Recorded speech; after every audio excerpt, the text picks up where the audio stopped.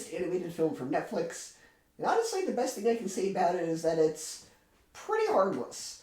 There aren't any negative messages, nothing overly obnoxious, and it's definitely not as grating as some other kid-targeted movies I come out this year. I'm looking directly at you, Smurfs. But with a premise built entirely around the limitless world of dreams, this movie should have been so much more imaginative than it actually is. The middle act, which should theoretically be the highlight of the film, rushes through different dream environments so quickly that none of them leave any real impression. The idea of traveling through dreams offers infinite potential for creativity, surreal visuals, and unique characters, and instead we get what's basically a fast-forward montage. Nothing has room to breathe. The biggest issue, though, is how hugely derivative the movie feels. All of its best ideas are borrowed from better films.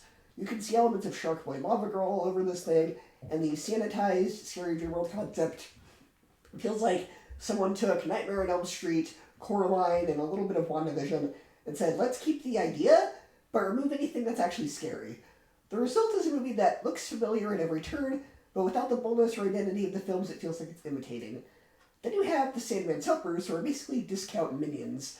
They're small, round, chaotic creatures clearly meant to be comic relief and sell merchandise, except they barely show up, have no memorable moments, and feel like they're added because kids like goofy characters, not because the story needed them. The humor is also very lowbrow, like some of DreamWorks' worst films. The jokes are basic, very safe, and it's really aimed at young kids. This is absolutely a kids' movie, not a family movie. Adults won't be begging for it to be over, but they're also not going to walk away quoting jokes or remembering anything specific. And even though this movie was written by a former Pixar employee, that employee is the one who wrote The Good Dinosaur, which, much like this movie, is harmless and pleasant, but extremely forgettable. Not bad, not painful, not offensive, just something that will fade from your memory pretty quickly.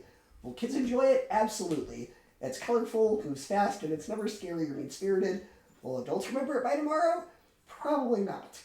For me, In Your Dreams is like most of my dreams. I'll forget about it by the time I wake up tomorrow.